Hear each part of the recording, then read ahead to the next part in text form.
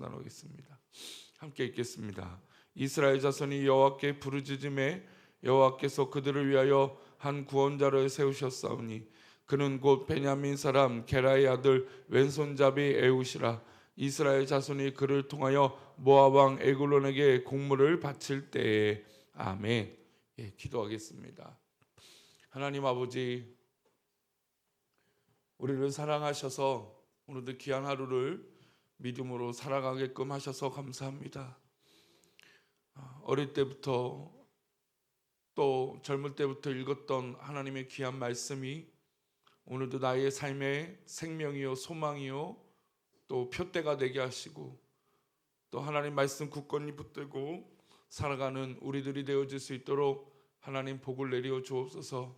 주님께서 사랑하시는 믿음의 백성들을 더 굳건하게 세우셔서 모든 기도의 제목들을 주님 아시오니 응답하여 주시고 또 우리가 우리 삶 가운데 그 놀라운 하나님의 뜻이 이루어지는 영광을 누릴 수 있도록 복을 내려 주옵소서.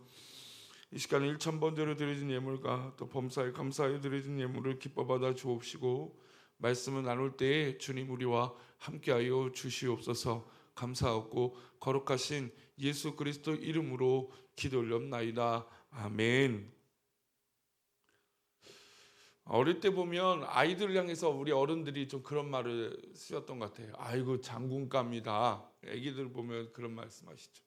아이고 뭐 우리 공주님, 아이고 우린 장관감이다. 뭐 장군감이다. 대통령감이다. 앞으로 커서 뭐뭐가 되라. 뭐 그렇게 될 것 같다. 뭐 이런 이야기를 합니다. 아이들의 모습을 보고 부모들이나 아니면 어른들이 보고 느끼는 것들이 있는 것이죠. 아 무슨 감이다. 물론 이제 혈육이기 때문에 좋은 평가와 기대하는 바가 클 수도 있겠지만 그러나 우리가 생각할 때 똑부러지고 뭔가 한가닥 할 것 같은 사람들 보면 야 그렇게 뭔가 하겠다 뭐 그런 평가를 우리들은 하게 되는 것이죠. 그런데 소위 말하는 이런 깜냥이 되지 않는다라고 했을 때 보편적으로 사람들은 그런 기대를 하지 않습니다. 아이, 저 사람이 뭘 저렇게 할 수 있겠어? 라고 생각을 하죠. 그리고 만약에 직장이나 어떤 사회에 이런 일이 있다면 야, 저 사람은 무슨 능력이 있어서 저런 위치에 있을까? 뭐 낙하산인가? 뭐 권력이 있는 사람인가? 뭐 배경이 있는가? 뭐 이런 생각이 들 수도 있을 것입니다. 그런데 우리 믿음의 사람들은 그거랑 또 다르죠. 우리는 믿음의 사람들이기 때문에 우리는 누가 쓰는 사람입니까? 하나님이 쓰시는 사람이죠. 그러면 하나님께서 분명히 우리는 나를 통해 역사하시고 사용하시는데 과연 내 능력과 또 사회적으로 뭐 알게끔 또 인정하는 또 바라는 어떤 그런 스펙 같은 게 있어야 되지 않는가? 하나님이 쓰실 만한 사람이면 그렇지 않겠습니까? 사회에서도 어떤 일을 맡기려면 그만한 어떤 뭐 배경이라든지 배움이라든지 어떤 뭐 자격증이라든지 이런 것들이 있어야 되잖아요. 만약 그런 거 없이 이직을 하거나 뭐 그러기는 쉽지 않은 거죠. 그럼 영적으로 우리는 일을 하는 사람이고 하나님 쓰신다면 하나님께서 우리에게 바라시는 어떤 기준점들이 있지 않겠습니까? 그런데 성경을 보면 하나님께서 그렇게 쓰실 때 그런 기준점이 그렇게 중요하지 않는 것을 느낍니다. 우리가 잘 알다시피 다윗은 형제들 중에 막내였습니다. 그리고 그 형들은 이미 뭐 장군이고 용사였습니다. 뭐 싸움도 뭐 앞장서서 할 수 있을 정도의 위치도 있었던 사람이었습니다. 근데 그 형제들 중에 아무도 하나님 마음에 합한 사람이 없었습니다. 그저 그 막내, 지금도 그 집안의 식사의 자리에 참여하지 못한 그 막내 아들이 하나님 앞에 흡족한 사람이었죠. 세상의 기준을 본다면 이해되지 않습니다. 어떻게 보면 사울 왕이 더 기준에 합한 사람이죠. 장대한 덩치와 사람들이 볼 때도 우러러 볼 만한 외모와 뭐 그 모든 배경들을 갖고 있었던 사람이 바로 사울이었죠.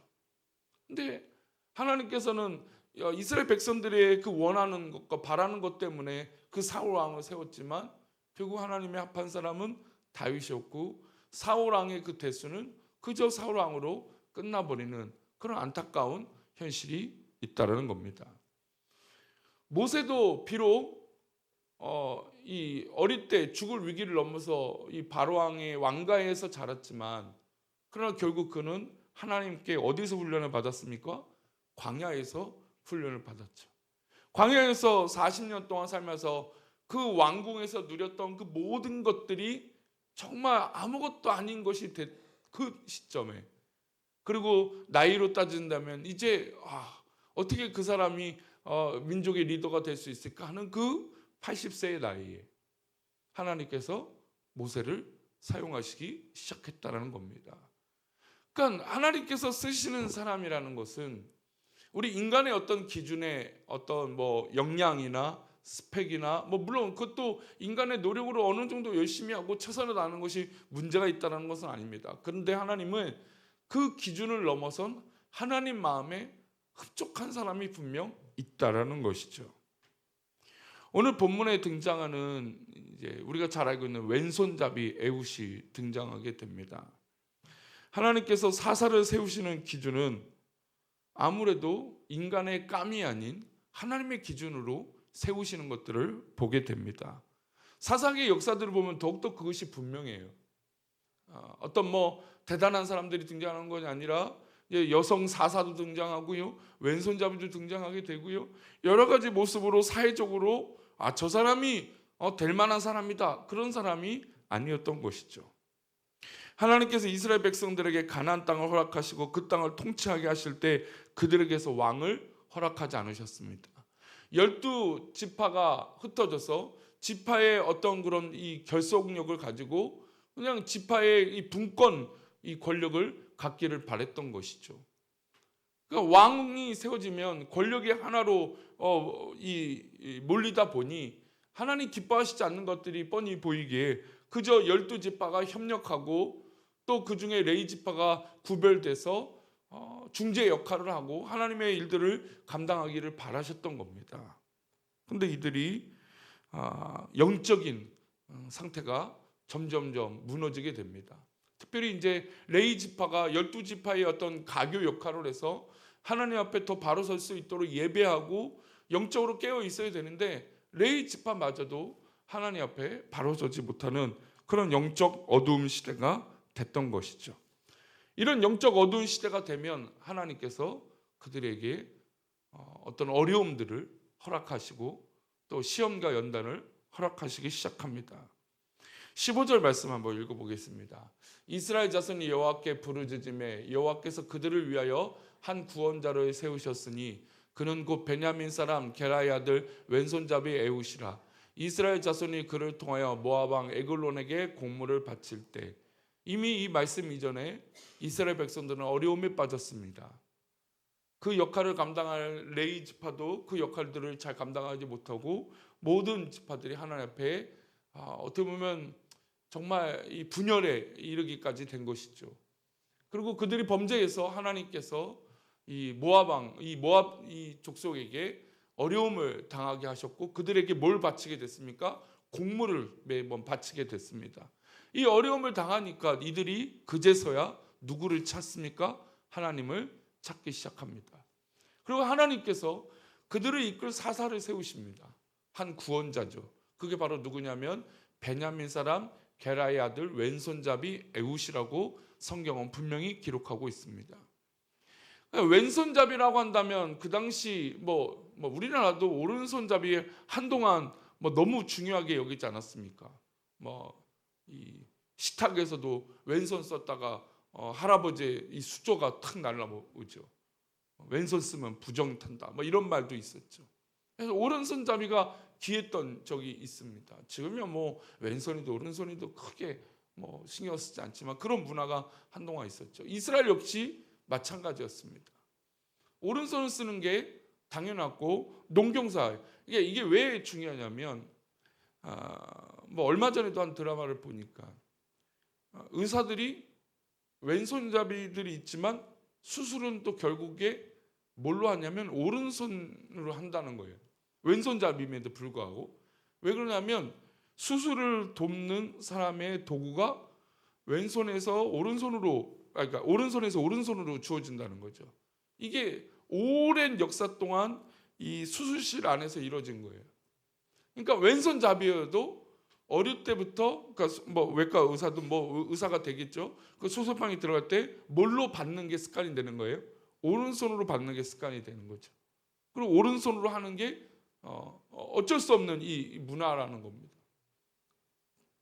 그걸 말로 이제 도제식 문화가 있는 거죠. 위에서부터 내려왔던 이 문화들이 있는 거죠. 그러니까 내가 아무리 뭐 능력이 있고 뭔가 다른 게 있어도 해왔던 방식을 무시할 수 없다라는 겁니다. 그러니까 이 당시는 사람들이 다 오른손을 써야 돼요. 뭐 도구도 오른손이고 뭐든 다 오른손이에요. 그 당연히 사람들에게 뭐 이렇게 알려지는 것도 다 오른손이었겠죠. 그런데 하나님은 전혀 사람들이 인정할 수 없는, 또 어떻게 보면 인식할 수 없는 왼손잡이의 에봇을 왼손잡이를 사용하기 시작하셨다는 겁니다. 그 당시 이스라엘 지도자가 모압 왕 에골론에게 공물을 바쳐야 되는데 그것도 왼손잡이 에봇이 간다라는 것은 이스라엘 사람들이 이해하기 어려운 일이었습니다. 그런데 왜 하나님은 이 왼손잡이 에봇을 쓰실까요? 그건 가장 중요합니다. 뭐 나에게 단점이 어떻게 됐고 장점이 어떻게 됐고 뭐 내 능력이 뭐가 있고 뭐 이것도 중요하겠지만, 그러나 그것은 하나님 앞에 중요한 이유가 될까요, 안 될까요? 전혀 중요한 이유가 되지 않습니다. 하나님께서 어떤 사람이든 그 사람에게 약점이 있든 뭐 장점이 있든 그것으로 하나님이 사용하신 게 아니라 하나님이 하셨다라는 것을 나타나는 게 중요한 것이었죠. 만약에 능력이 많고 힘이 많은 사람이 그 일을 했다면 누가 그 영광을 가르칠까요? 그 사람이 하나님의 영광을 가르쳤을 것입니다.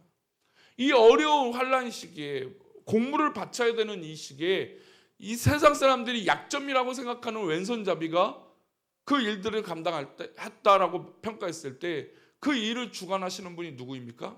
하나님이시다라고 고백하게 된다는 거예요. 그러니 사사기 역사 가운데 이런 특이한 사람들이 등장하는 경우는 바로 그 일을 누가 하시는 거죠? 하나님이 하시고 있다는 걸 보여주시기 위함이라는 것입니다. 물론 하나님의 일을 감당하는 하는 사람이 능력이 많고 뭐 설교도 뭐 엄청 잘하고 모두 잘하고 하면 좋겠죠. 그러나 볼 때도 뭐 우리 성도님들 보지만 저도 저의 연약함을 우리 성도님들이 잘 보시지 않겠습니까? 근데도 이 일을 하나님이 하신다라고 말하는 건 이 약함과 이 부족함과 이 모든 것들을 하나님이 채우시는 것을 보게 돼요. 그러니까 우리 교회 제가 부임하고 6년 7년째의 시간을 보내면서 보지만 순간마다 하나님이 역사하시고 도우심이 있어요. 아무리 잘 구상하고 이것이 아무리 맞다라고 열심히 준비해도 하나님 도우시지 않으면 안 된다라는 겁니다. 그러니까 즉 사사를 쓰시고 왼손잡이 에봇을 쓰신 이유는 하나님이 하신 것을 드러내기 위함이라는 것이죠. 그래서 이 에골론에게 공물을 바칠 때 이 에봇을 세우셔서 공물을 바치게 하십니다. 그리고 에봇이 이 모압 왕 에골론을 죽이게 되게 되죠. 우리 21절과 22절입니다. 함께 읽겠습니다. 에봇이 왼손을 뻗어 그의 오른쪽 허벅지 위에서 칼을 빼어 왕의 몸을 찌르매 칼자루도 나를 따라 들어가서 그 끝이 등 뒤에서 나갔고 그가 칼을 그의 몸에서 빼내지 아니하였으므로 기름이 칼날에 엉겼더라. 그러니까 왼손잡이의 중요함이 여기 나오죠. 왜 왼손을 쓰셨는가? 왼손을 이렇게 넣었을 때 뭐 오른쪽 허벅지에 있든, 그러니까 보통 오른손에서 오른손을 빼갖고 이렇게 칼을 이렇게 해야 되는데 왼손을 움직였다는 건 저 상대방이 에봇에 대한 정보를 알았을까요? 몰랐을까요? 잘 몰랐겠죠. 그러니까 왼손을 움직였다는 건 무기를 쓸 거라는 생각을 안 했을 거라는 거죠. 상대방을 방심하게 만들 수도 있다라고 하는 조건이라는 겁니다. 그러니까 하나님께서는 우리 인간들이 생각할 수 없는 그 부분을 들어서 사용하시는 거고, 때로는 이 사회적으로 약점이라고 생각하는 그 부분을 하나님께서는 강하게 사용하신다는 거예요. 왜요? 하나님이 하실 일이기 때문에 그렇다는 겁니다. 그러니까 때로는 우리의 단점과 약점이 있을 수도 있어요. 뭐 단점은 우리가 고쳐야 되긴 보겠죠. 우리의 약점이 있을 수 있어요. 사회적으로 볼 때 내가 보잘것없는 부족함이 있을 수 있어요. 근데 그 부족함을 하나님이 분명히 사용하실 수도 있다라는 거예요. 나는 왜 이렇지? 왜 가정은 왜 이러지? 왜 우리 모습은 왜 이러지? 나는 왜 조건이 이렇지? 이렇게 스스로 원망하고 낙심할 수도 있어요. 그러나 하나님께 그 모든 것을 맡기면 하나님께서 그 약점조차도 인도하고 사용하신다라는 것이죠. 오늘 우리에게는 분명히 이 새벽에 기도하는 제목들이 있을 겁니다. 나의 모든 환경과 여건들이, 조건들이, 배경들이, 환경들이 아마 기도 제목들이 있을 것이죠. 그러나 하나님께서 그 약한 그것을 분명 사랑하시고 또 우리를 사랑하시고 또 그것을 변화시켜서 약한 것을 강하게 인도하실 것을 믿습니다. 그 강한 것은 내가 강한 게 아니죠. 누가 강하신 겁니까? 우리 하나님이 강하신 것이에요. 우리 하나님이 우리를 사용하신다는 것이죠.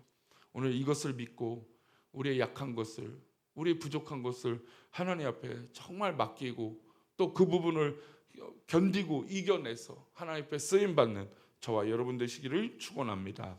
기도합니다. 하나님 아버지, 우리가 이 새벽에 나와 기도하는 제목들이 있습니다. 이것이 부족하고 저것이 안 되고 이것이 어려워서 하나님 앞에 기도하는 제목들입니다. 그러나 하나님께서 그 모든 것들을 아시오니 우리와 함께하여 주옵시고 특별히 우리를 긍휼히 여겨주셔서 하나님 선하신 팔로 인도하여 주시며 무엇보다 나의 약함을 아시는 하나님, 그 약함을 들어 사용하여 주시고 하나님의 선하신 팔로 인도하여 주셔서 무엇보다 약한 나를 사용하셨다는 것에 초점이 아니라 이런 나를 전능하신 우리 하나님이 사용하셔서 그 상황을 역전시켜 주신 것을 믿게 하여 주옵소서. 이 부족한 나를 하나님이 사용하시기에 가능한 것을 깨닫게 하여 주옵소서. 자만하거나 교만하지 않게 하시고 하나님의 하실 일들을 기대하게 하여 주옵소서. 그렇게 될 줄 믿사오며 거룩하신 예수 그리스도 이름으로 기도 올리옵나이다. 아멘.